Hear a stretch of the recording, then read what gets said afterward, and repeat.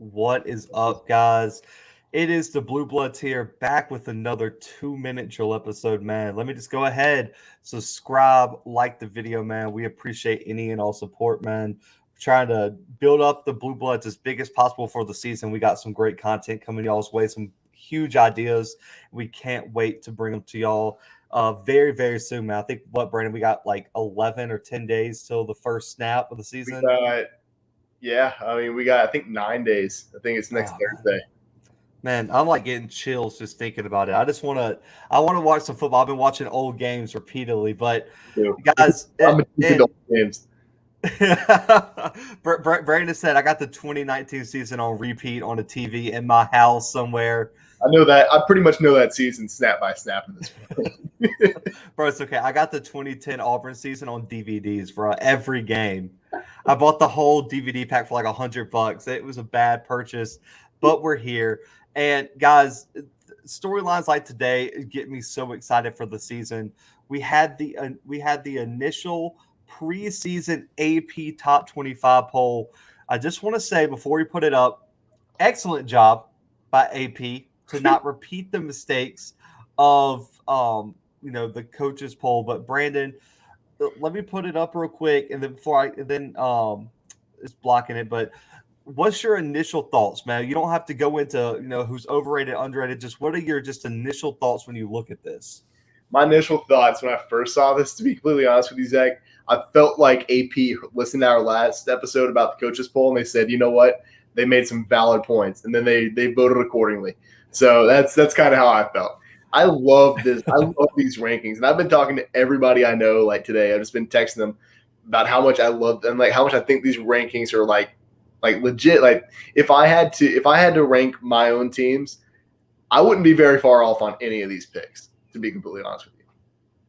Yeah, I mean, I think that there's we're going to get into some of the changes we would make, but like you said, I don't feel like there's a team, that would be more than like five, probably 4 or 5 spots different in my list.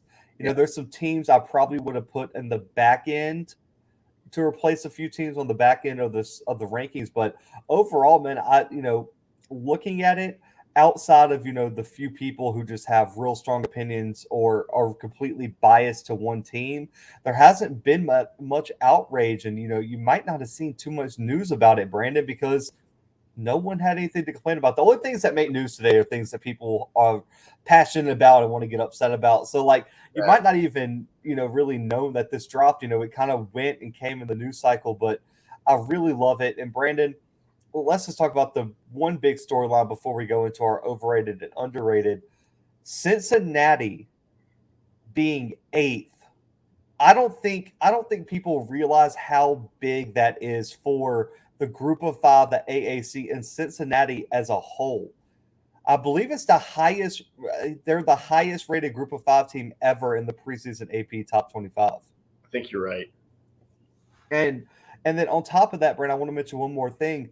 This is the highest rank that Iowa State has ever had in a preseason AP Top 25 at 7. I mean, Brandon, for as much as people want to say, that there's no parity in college football, and I get the top 5 teams have all been in the playoffs before, and outside of Georgia won, I guess, fairly recent natties. I guess Oklahoma's pretty far away because theirs was what, 03, I believe was their last one.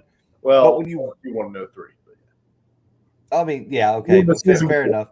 It was for the season. They won in 2003, yes. Yes, that's what I meant. Gosh, Brandon, semantics. But when you look at the next 2 columns where you got 6 through 10 and 11 through 15, Brandon, look at how many teams that an average college football fan would never think would be top 10. If I would have told you just a few years back that Iowa State, Cincinnati, and North Carolina would have been top 10 teams in the country, you probably would have looked at me sideways. I probably would have done that like when we started this podcast in 2019. To be completely honest with you, like if it were that season, I'd be like, no, no, there's no way. I mean, and when you look at those 2 columns, you have all but one team or 2 teams have never been to the playoffs. Oregon and Notre Dame being the 2 teams that have been to the playoffs, but A&M, Iowa State, Cincinnati, North Carolina, Wisconsin, Florida, Miami, USC even. I mean, the Pac-12's got to be happy, by the way, too. 11 and Oh, 15, way better than last year. I mean, this year, that means if Oregon wins out, Brandon, okay, winning out's a guarantee because they play Ohio State on the road. If you beat Ohio State on the road and win out, I think you just lock them in. Just go ahead, seal it up. They're in the playoffs, but it gives the Pac-12 a fighting shot to realistically be in the conversation late in November, which, Brandon, I think we both agreed last year there was no chance. Like, yeah, I think USC was 5-0 and barely in the top 15. right. So that's huge. And then Wisconsin, Utah, and Arizona State all also find themselves in the top 25. It's huge for the perception of the Pac-12, in my opinion. So those are like my initial thoughts there. And also Texas being just ridiculously snuck into the 21st spot for no reason is kind of outrageous. But Brandon, let's go ahead and just segue into that. Which teams are overrated in your opinion? The first one that I saw, Zach, that I was like, you know what? Actually, I'm not going to go with the first one.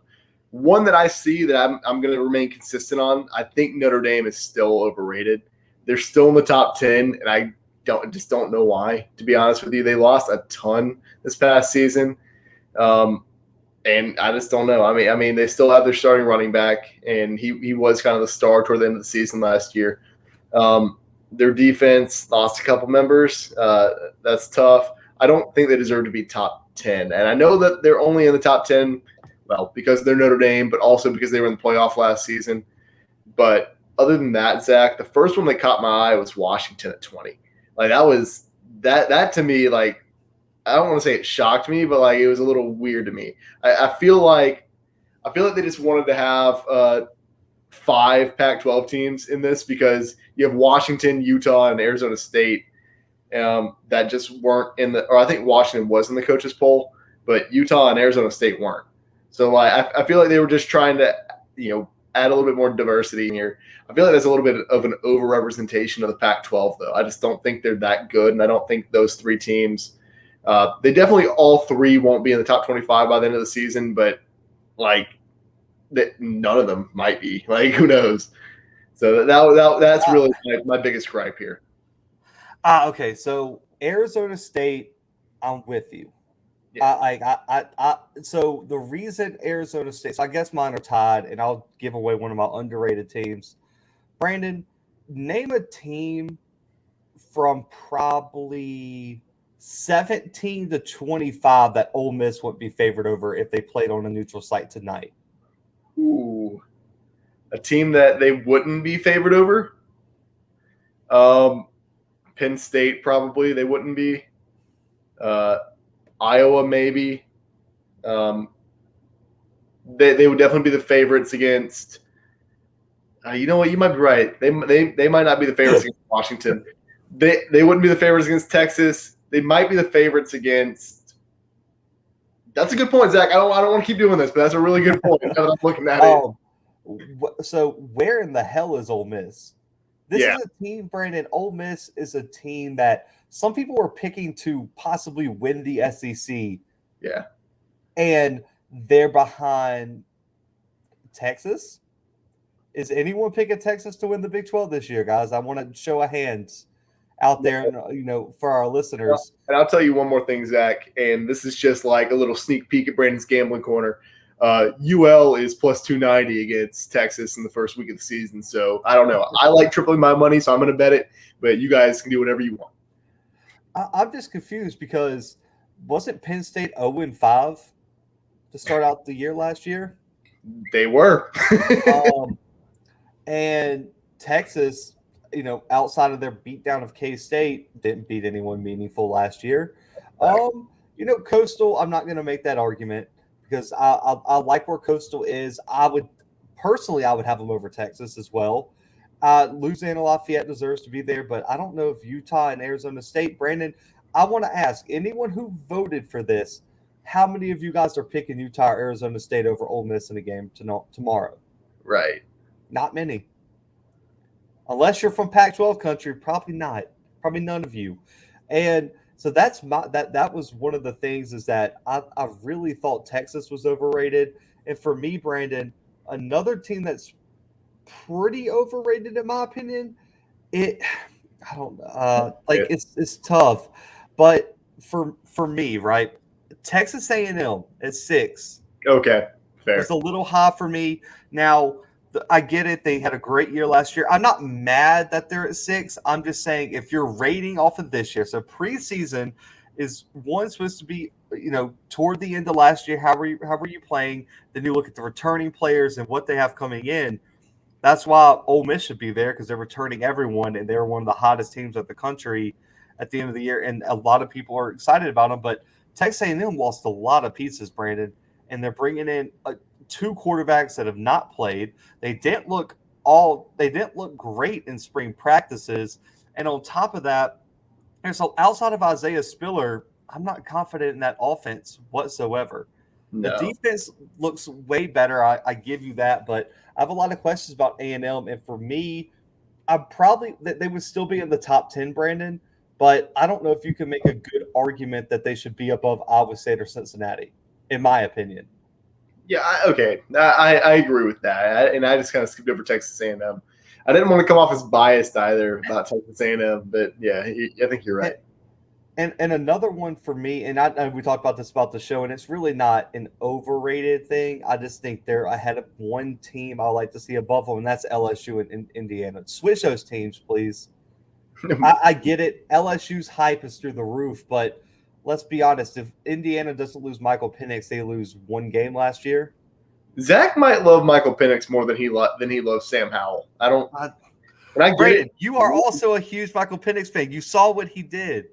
No, I'm a big Michael Penix fan, but at the same time, like, I don't know. I can't say that he's going to be the same exact quarterback this season. I can't say that. I agree. Okay, and so let's get to underrated before we end. And I want to get to this real quick, Brandon. So we got underrated teams.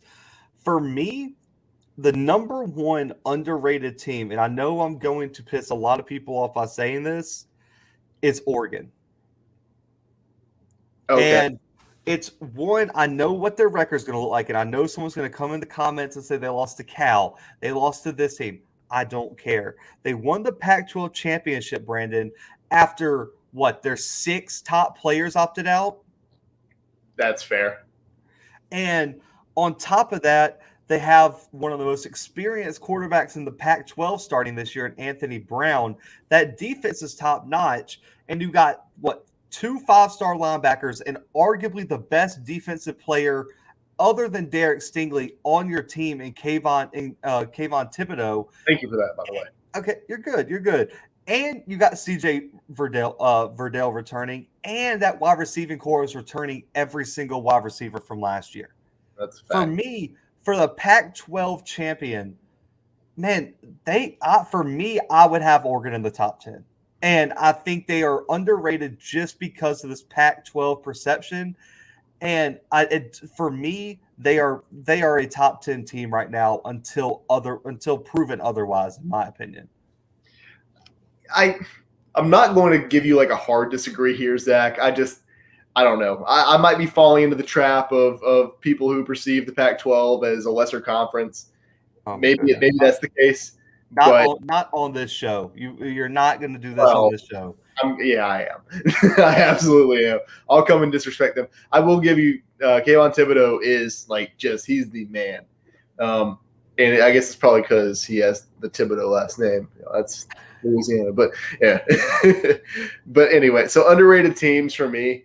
The biggest one I had was Ole Miss. I don't know how they're not on this list at all. I know they kind of toward the end of last season they had that big loss against LSU. That sucks.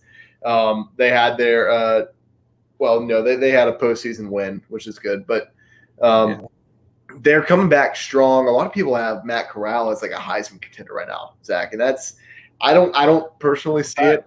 I don't see Corral as that level of quarterback. Maybe I'm wrong. I might eat my words later on, but I just don't understand how they aren't in the top 25. I'm not saying put them in the top 10. I'm not saying, hey, they're the number one team in the country, but they should definitely deserve to be in the top 25. Another team I think that's still underrated on this list, and it might just be slightly underrated, but I think Coastal Carolina's a little bit underrated here. I was getting there. That was my next one. Well, yeah, I think they deserve to be in the top 20 for sure. I think if you're going to put LSU or Penn State in the top 20, like give the team that actually had success last year a little bit more confidence, a little bit more of a bid to be in the top 20. But I mean, what are your thoughts on them? Coastal Carolina should definitely be there. Now, Brandon, we're going to have to go down this road again. For those who didn't tune into our coaches' reaction, make sure to tune into that and check it out. And I'll link it in the bio as well. But if you're going to rank Coastal Carolina, I need to see Liberty somewhere. Okay, Zach loves Liberty. He loves them. No. Hang on. They beat Coastal Carolina. They returned their best players. And last year, you had them, postseason, they were top 15. And now all of a sudden, you're going to just drop them completely out of the top 25 for Arizona State. I get what you're saying. And I not even have a program in like 3 weeks. Oh, my God. Yeah, that is shocking to me that they're on this at all. If you're putting an 0-5 starting Penn State team at 19, you're going to make the argument that Liberty doesn't even – because I'm not saying Liberty should be high. I would put Liberty at like 25. Yeah. So you're telling me that Liberty is not deserving of just a spot when Penn State was getting smacked around by everybody they touched the field against? They got smacked down. They were getting smacked around by like Nebraska, Brandon, and you got them at 19. That's a terrible look. I get it. I mean, and I don't, I know they were ranked higher in the coaches poll than they are in this poll, but still, like, I just don't get Penn State in the top 20 at all. Like they had such a bad look last year. And I know players were out and everything, but still, man, that is bad. That's so bad. Now, I don't love that one. And then Brandon, for me, I feel I don't know how far they should go up. I still think you can make an argument that Georgia should be higher. I do. I agree. I agree 1,000,000% on that. And I know that's a really tough look, and I don't know who you would drop down, but at the same time, like 5 just seems like such an understatement for a team that comes so loaded this year. And Brandon, I know we both are really high on Georgia this year, but you've got Georgia's getting held down by the fact that Kirby Smart made the second worst quarterback decision of his career by starting DeJuan Mathis and Stetson Bennett over JT Daniels. So the first being somehow playing Jake Fromm over Justin Fields, which I will never understand how that happened. But for me, I feel like when you look at everything, given that Ohio State, Clemson, and Bama all have new quarterbacks, I just feel like you could bump. I think Georgia's a top 4 team in the country right now, and they'll have a chance to prove it week 1. I get that, but just for me, I would probably have them in my top 4. I think so, Zach. I think, and I know you said you don't know who you dropped down. I know who I dropped down. I dropped down Ohio State. I dropped down the team that hasn't decided between 4 quarterbacks as their starter yet. Well, so to be fair, they pretty much hinted that C.J. Stroud is the guy. He's been killing it according to every insider out of camp. Okay, well, fair enough. I'd still drop them down. I just don't. I think JT Daniels. I think JT Daniels is going to be that guy, and I think that if there's a Heisman candidate in the SEC this season, that's going to be it. It's not often that you see 3 out of the top 5 teams in the country have a first-year quarterback. The exceptions being Georgia and Oklahoma. And I think that Georgia should benefit from that at least a little bit. Like, I know quarterback's not like the end-all be-all of a team, but it's a very important position. And I think that if you have a guy who has more experience, if you have a guy who was a 5-star who transferred to your team and is taking showed us that he can actually play last season, and now he's taking the snaps from the very beginning of the season, and he has just a loaded crew around him, I think you have to rank them a little bit higher. Ooh.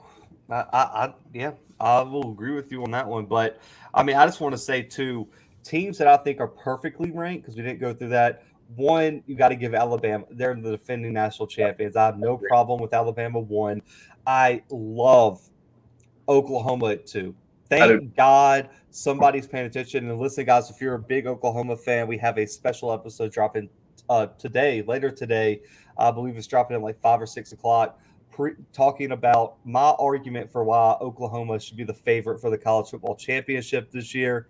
So if you're an Oklahoma fan, I know you're going to eat that one up. And then also, Brandon, I love UNC at 10. I think it gives them just enough respect without overranking. I think if they would have been any higher, they probably would have been a bit overhyped, in my opinion, even though I'm a huge UNC fan. And then also love that they're dropping Florida just enough, but I get the argument. Like, if you drop Florida outside the top 15, I don't think it makes any sense just because that was a top 5 team last year, and you're believing in Emory Jones a little bit. So I don't mind that one. And also, I'm going to disagree with you here. I do like Washington at 20, Brandon. Oh, okay. Why? And it's just because their team was ravaged by COVID. They were in the Pac-12, which they had games canceled, moved. They had, I think, and Brandon, people forget Washington was going to be in the Pac-12 championship last year. Yeah, then they won their division. They're the only reason that Oregon was actually in it. Exactly. Washington, to me, Brandon, I think that I would have been fine if they were as high as like 17. When you think about that team, they have Dylan Morris is probably the quarterback, and then behind them you have Sam Heward, who was a 5-star quarterback from up there, and they also landed Buki Hiles from Oklahoma to replace some of the losses in that secondary. I really like Washington this year, and I think they can shock some people. So I really do like that they put Washington in the top 20 because I just feel like they got caught up, Brandon, in all the drama that happened out west. And just no one gives them any respect for winning their division. And probably, Brandon, I would have picked them to beat USC last year. And I think they could have been Pac-12 champions if that game doesn't get, taken away from them due to COVID ravaging the team. And it's an unfortunate situation that your arch rival wins the championship after you get COVID. So I think people need to put a little bit more respect on Washington's name, and I really like them being in the top 20. Yeah, okay. I mean, at least you have an argument to back it up. I'm not going to say I agree, but okay. Oh, but hey, that's fine. But guys, we appreciate y'all tuning in, man. We appreciate any and all support, and we appreciate all the love y'all been showing us recently. Definitely, makes it all worth it, man. And so we put these out for y'all, and we appreciate that y'all are eating it up. So subscribe now. Check out all our player interviews, man. You can go back and listen. We put a halt on them for the season.